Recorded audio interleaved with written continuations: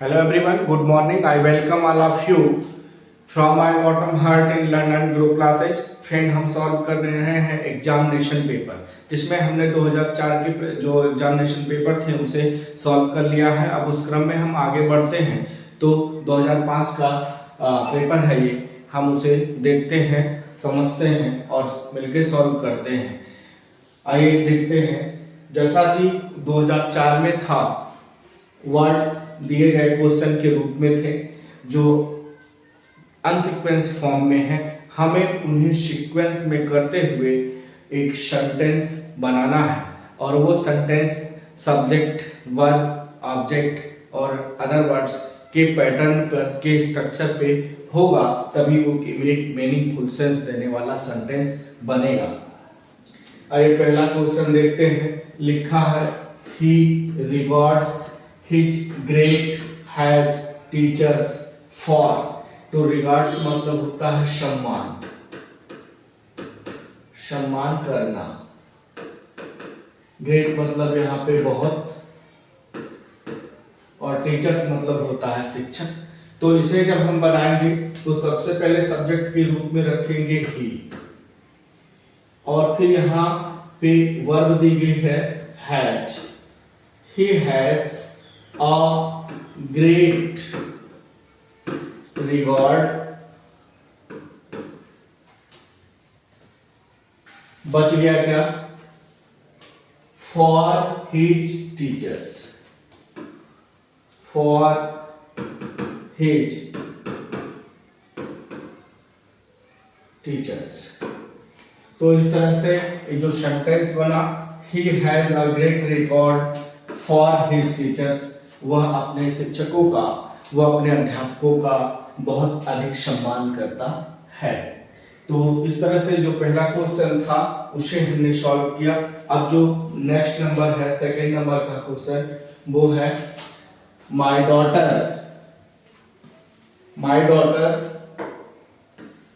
Letter a mother to her wrote. Wrote मतलब होता है लिखना, जो राइट का सेकेंड फॉर्म है, इसका राइट का सेकेंड फॉर्म है।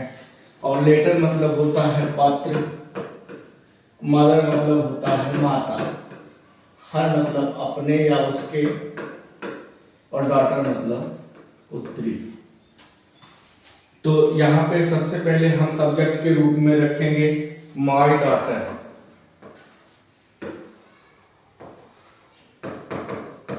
माय डॉटर, और उसके बाद क्रिया रोट, माय डॉटर रोट, मेरी पुत्री लिखती है, क्या लिखती है, आ लेटर, आ लेटर, और बचा क्या, to her mother, to her mother. तो इस तरह से बना my daughter wrote a letter to her mother, मेरी पुत्री अपनी माँ के लिए एक पत्र लिखती है। तो जो सेकंड नंबर का क्वेश्चन था उसको हमने subject, verb, object, other words के सीक्वेंस में रखा, तो ये एक मीनिंगफुल सेंस देने वाला सेंटेंस में तब्दील हुआ। अगला क्वेश्चन है question number third, my brother clothes keeps clean his. Brother मतलब भाई, क्लॉथ्स मतलब कपड़ा, कीप्स मतलब रखता है, और क्लीन मतलब साफ। तो सबसे पहले हम सब्जेक्ट के रूप में रखेंगे यहाँ पे my brother, my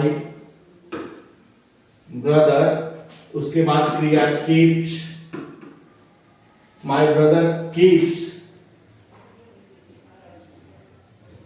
his clothes clean, his clothes clean. My brother keeps keeps his clothes clean। मेरा भाई जो है, मेरा भाई रखता है his clothes, अपने कपड़े को साफ सुथरा।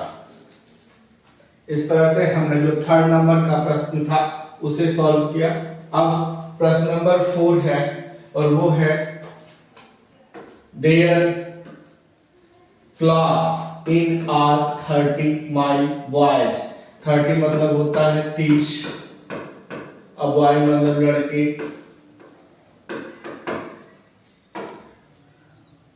और क्लास मतलब होती है कक्षा। तो यहाँ पे सब्जेक्ट के रूप में हम रखेंगे देयर, और उसके बाद work there are 30 boys, there are 30 boys in my class, in my class, there are 30 boys in my class, मेरी कक्षा में 30 बच्चे हैं। अब क्वेश्चन नंबर है अगला, और वो है 5 नंबर का, लिखा है give this father your 2 letter। give मतलब होता है देना, तो यहाँ पे जो बनेगा सब्जेक्ट के रूप में, और पहले सेंटेंस देखेंगे। अगर सब्जेक्ट रखना है, वैसे तो है ये इंपेरेटिव सेंटेंस, तो इंपेरेटिव सेंटेंस में हम जानते हैं वर्ब की फर्स्ट फॉर्म से शुरू होती है, और यहाँ रखा गया है वर्ब की फर्स्ट फॉर्म। तो सबसे पहले हम लिखेंगे give this letter, give this letter to your father, to your father, give this letter to your father। दे देना, क्या देना, this letter ये पत्र to your father, अपने पिता को, अपने पिता को यह पत्र दे देना। तो इस तरह से हमने 5वें नंबर के क्वेश्चन को हल किया। अब अगला नंबर है वो है 6 नंबर का। 6 नंबर में लिखा how open you did it, और लास्ट में क्वेश्चन मार्क लगा हुआ है। तो हमें क्लियर हो गया कि ये कैसा सेंटेंस है, इंट्रोगेटिव सेंटेंस है, और इंट्रोगेटिव सेंटेंस में ये WH टाइप का है। तो सबसे पहले हम WH वाले वर्ड को यहाँ रख देंगे, और वो है हाउ, और इसके बाद हम रखेंगे did, how did you, you हम जानते हैं पहले WH वर्ड आता है, फिर उसके बाद क्या आती है हेल्पिंग वर्ब, और फिर सब्जेक्ट, और फिर जो है मेन वर्ब आती है, और उसके बाद जो भी दिया रहेगा लास्ट में क्वेश्चन मार्क। तो हाउ डिड यू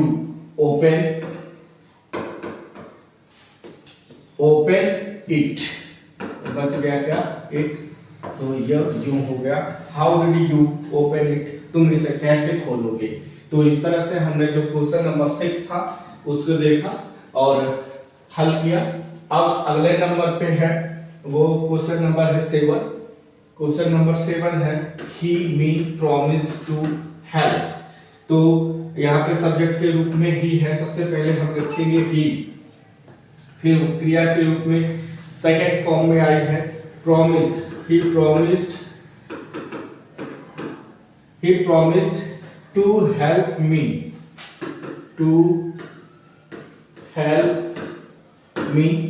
ये ज्यादा सही है, एक तरह से और हो सकता है ये he promised me to help, है दोनों सही, लेकिन ज्यादातर ये सही है he promised to help me, उसने मुझसे वादा किया मेरी मदद करने के लिए, तो ये क्वेश्चन जो है 7वें नंबर का, ये दोनों ही दो तरह से हल हो सकते हैं, और दोनों मैंने लिख दिया है। बहरहाल सबसे ज्यादा अगर आएगा तो ये सही है। सही तो दोनों है, लेकिन ये ज्यादा सही है। अब अगले नंबर पे है और क्वेश्चन नंबर है 8। वो क्वेश्चन नंबर 8 जो है उसमें कह रहा है कि they don't summers in cricket play the. तो सबसे पहले हम सब्जेक्ट के रूप में दे लिखेंगे दे, और उसके बाद वर्ब दी गई है दे डोंट और प्ले, दे डोंट प्ले, क्या नहीं खेलते हैं cricket, they don't play cricket कब, इन द समर, कब? In the summer. They don't play cricket in the summer. वे गर्मी के मौसम में क्रिकेट नहीं खेलते हैं। तो अब इस तरह से हमने 8 नंबर का क्वेश्चन भी देखा। और अब अगला है, बस मित्रों एक चीज ध्यान रखने हैं इसमें आपको कि सिर्फ आपको एक स्ट्रक्चर पे रखना है, और स्ट्रक्चर जो हो वो उस पे जब हम रखेंगे वर्ड्स को जो अनसीक्वेंस फॉर्म में दिए गए हैं तभी इसके मीनिंगफुल सेंस आएंगे, अदरवाइज नहीं आएंगे। लिखा है when knows nobody will he come। तो ये जो इसमें सबसे पहले हम सब्जेक्ट को देखेंगे तो nobody knows ये है nobody knows कोई नहीं जानता है। when he will come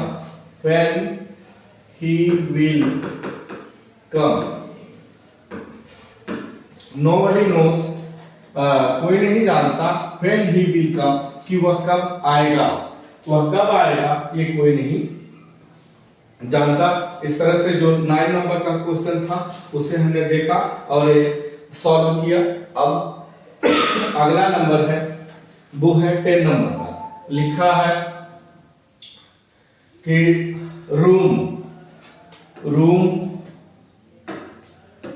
was the cleaned me by today।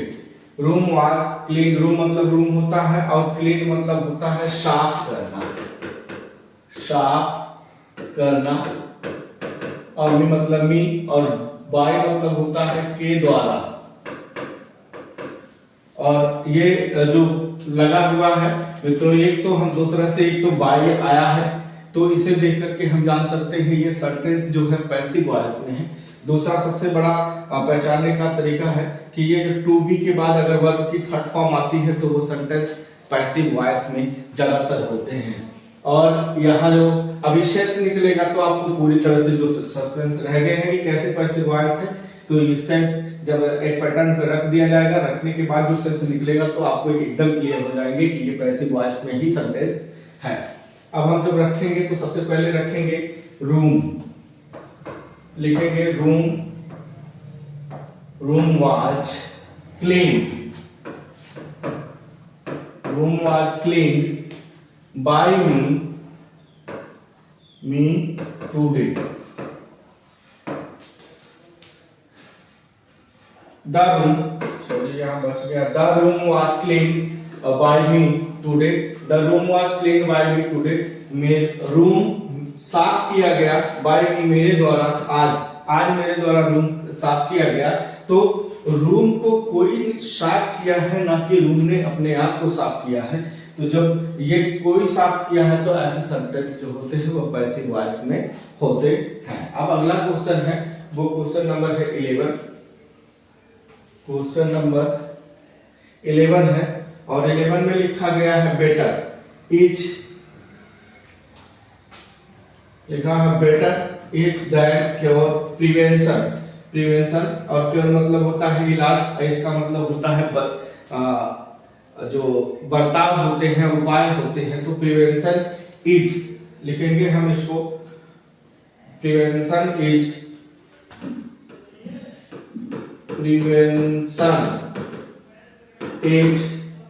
और उसके बाद बेटर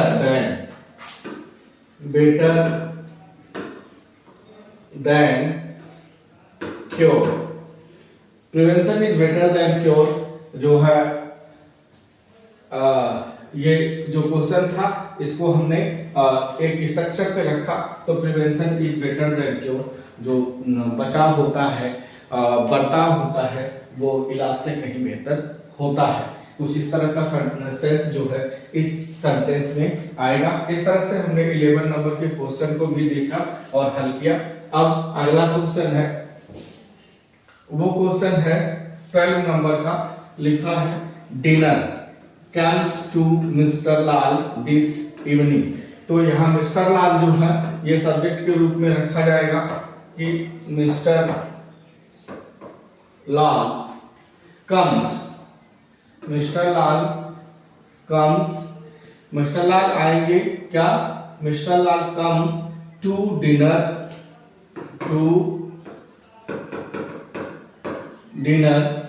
दिस इवनिंग,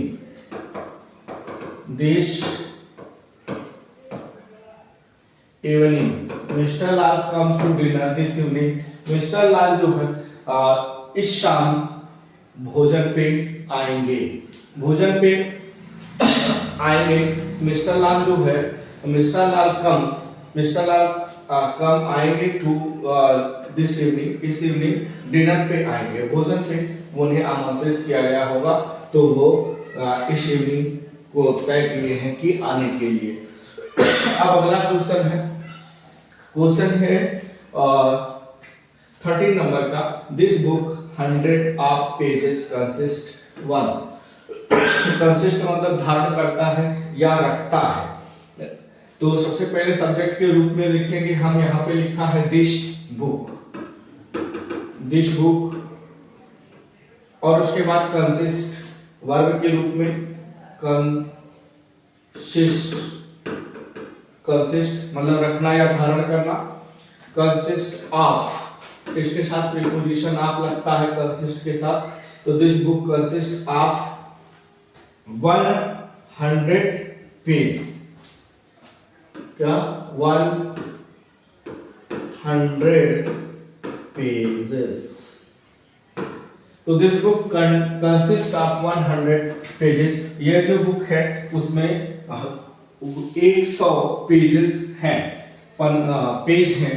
तो इस तरह से हमने जो 13 नंबर के क्वेश्चन थे मित्रों उसको देखा और हल किया, और एक मीनिंगफुल सेंस देने वाले सेंटेंस में इसको तब्दील किया। अब अगला प्रश्न है, और वो प्रश्न है 14 नंबर का, the servant from neighbour is duty absent. तो सब्जेक्ट के रूप में हम रखेंगे यहाँ पे the servant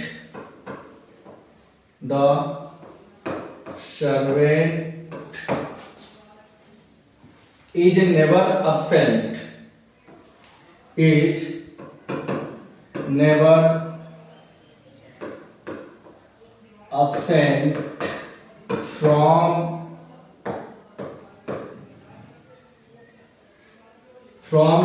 duty,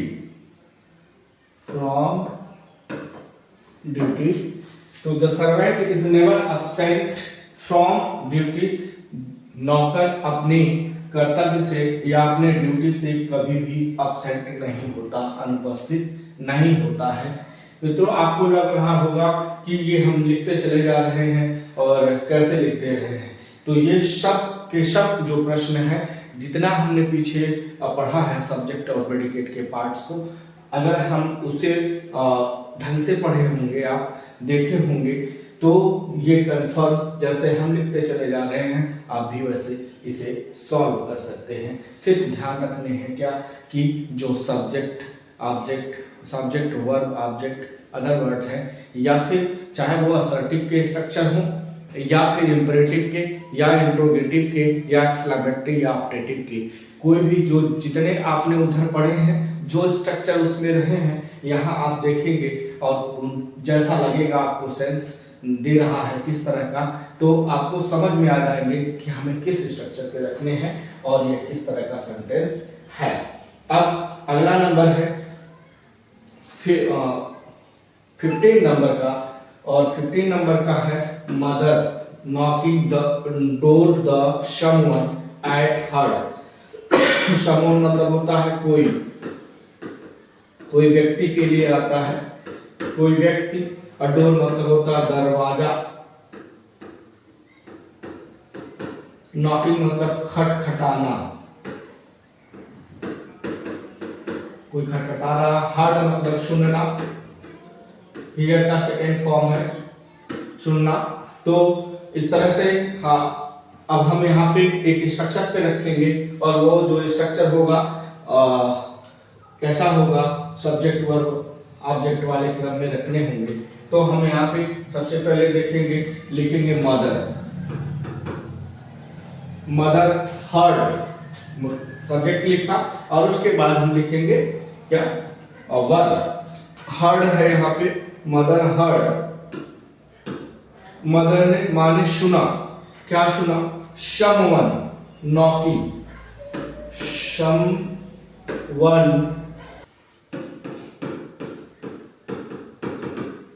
someone knocking at the door, someone knocking at the door। Mother heard someone माने सुना कि कोई व्यक्ति नॉकिंग कर रहा है एट द डोर, दरवाजे पर कोई खटखटा रहा है, ऐसा माने सुना है। तो अब अगला है जो 16 नंबर का क्वेश्चन है, आइए उसे देखते हैं। 16 नंबर में लिखा है कि the British independent country declared our, declared मतलब स्पष्ट करना, स्पष्ट करना, स्पष्ट करना या बताना, और मतलब हमारा, और कंट्री मतलब देश, इंडिपेंडेंट मतलब होता स्वतंत्र, और ब्रिटिश मतलब, द ब्रिटिश मतलब अंग्रेज। जब किसी देश के या भाषा के नाम के आगे द लगता है तो मोस्टली वो जो होता है वो देश में रहने वाले लोगों को रिप्रेजेंट करने लगता है। जैसे भाषा है इंग्लिश और इसके पहले द लग जाती है तो ये रिप्रेजेंट करने लगती है अंग्रेजों को। उस तरह से द ब्रिटिश लिखा है तो मतलब ये जो अंग्रेज है, ब्रिटिश वासी, हम कह सकते हैं the British, the British declared verb के रूप में लिखेंगे, डिक्लेयर्ड, ब्रिटिश जो है डिक्लेयर किए क्या, आवर कंट्री को, अपने देश को स्पष्ट किया कि अपना हमारा देश जो है, our country independent,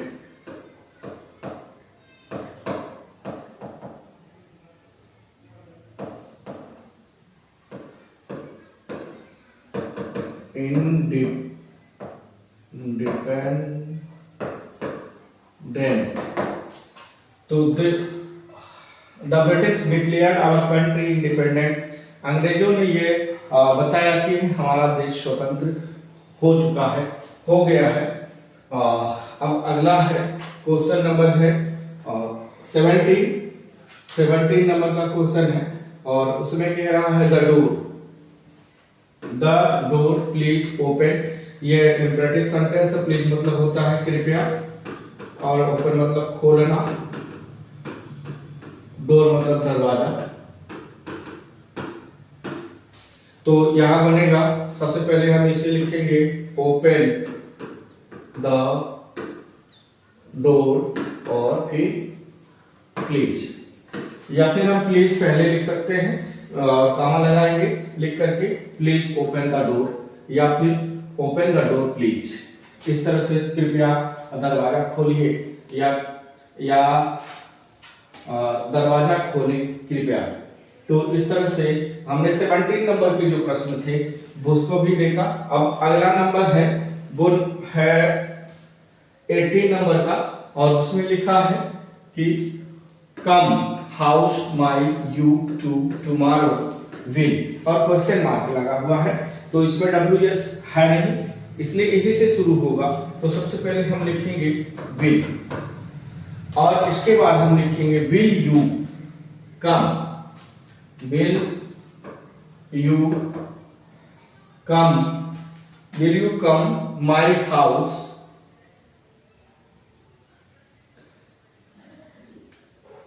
will you come to my house, will you come to my house, और रह गया क्या, tomorrow।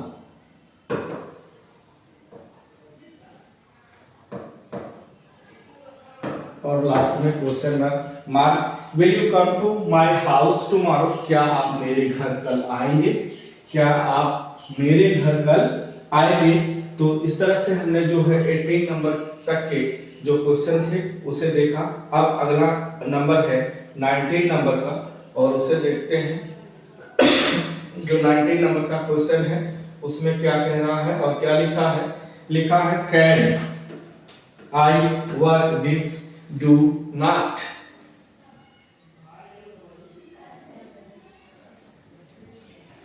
Can I work this do not. तो लास्ट में फुल स्टॉप लगा हुआ है और ये इस तरह से है। वैसे तो मित्रों यह जो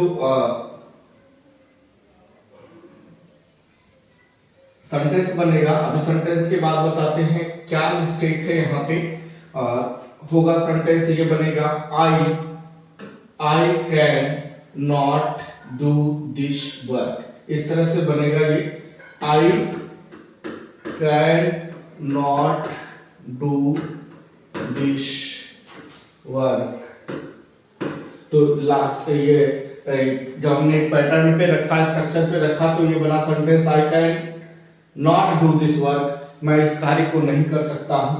तो यहाँ पे जो लिखा है कैन नॉट, वैसे तो जो कैन नॉट लिखा जाता है ग्रामेटिकली होता है इस तरह से सही एक साथ लिखा जाता है, लेकिन यहाँ पे चूंकि अलग अलग दिया है इसलिए हमने यहाँ अलग अलग लिखा। यही इसमें इस क्वेश्चन में मिस्टेक है। अब अगला क्वेश्चन है वो 20 नंबर का क्वेश्चन है और 20 नंबर के क्वेश्चन में है गो होम लेट अस। तो हमने एक इंपरेटिव सेंटेंस में देखा था लेट अस से शुरू होने वाले वाक्य को, तो यहाँ पे हम लेट अस से शुरू करेंगे। Let us go home, let us go home. और ये आओ चले घर चलते हैं, आओ चलो घर चलते हैं, इस तरह सा लेटेस्ट वाले वाक्य में हमने देखा था कि एक प्रपोजल दिया जाता है, एक प्रस्ताव दिया जाता है कि आओ चलो ऐसा करते हैं, कुछ इस तरह का सेंस देता है लेट अस। तो इस तरह से हमने 20 नंबर का जो क्वेश्चन था उसे भी देखा और हल कर दिया। अब अगला क्वेश्चन है वो है ही। लिखा है ही डन हैज वर्क हिज। तो सब्जेक्ट के रूप में लिखा है, सबसे पहले रखेंगे ही और उसके बाद लिखा हैज, हेल्पिंग वर्ब के रूप में हैज डन। हम जानते हैं कि हैज के बाद जो एच वाली वर्ब होती है हैव हैज हैड, उसके बाद वर्ब की थर्ड फॉर्म आती है और डन जो है डू का थर्ड फॉर्म है। He has done his work, his work, उसने अपना कार्य पूर्ण किया, उसने अपना कार्य पूर्ण किया। इस तरह से हमारा भी जो 21 नंबर का क्वेश्चन था वो भी पूर्ण हुआ और एक मीनिंगफुल सेंस देने वाला सेंटेंस में भी हुआ। अब अगला क्वेश्चन है वो है 22 नंबर का। लिखा है कि she rain road the along. तो हम यहाँ पे सबसे पहले एलॉन्ग मतलब के किनारे किनारे होता है, यहाँ पे के किनारे किनारे, और रोड मतलब रोड होता है, रैन मतलब दौड़ना, और शी मतलब हुआ ये फीमेल के लिए यूज होने वाला प्रोनाउन है। सबसे पहले हम लिखेंगे शी और शी रैन वर्ब के रूप में है, she rain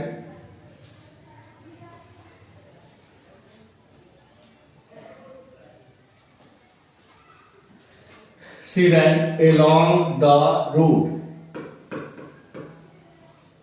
along the road, वो रोड के किनारे किनारे दौड़ रही थी। कौन? सी ran along the road, वो रोड के किनारे किनारे दौड़ रही थी। और अगला क्वेश्चन है वो है क्वेश्चन नंबर 23 और 23 में हम देखते हैं क्या लिखा है। लिखा है कि my brother with is my mother. तो हम इसको चाहे जिस तरह से कर दे कि my mother is with my brother, my brother is with my mother या my mother is with my brother, दोनों तरह से चाहे जैसे कर दे हम। तो हम लिखते हैं कि my brother is with my mother, क्या ऐसे कर दे हम, या फिर जिस तरह से अभी मैंने दूसरे तरह से इसको बोला था my mother is with my brother, दोनों तरह से सही होगा। बट यहाँ इसी को लिखिए आप माय ब्रदर मेरा भाई मेरी माँ के साथ है। अब अगला प्रश्न है, वो अगला प्रश्न है 24 नंबर का, 24 नंबर का है और लिखा है the farmers busy rather are.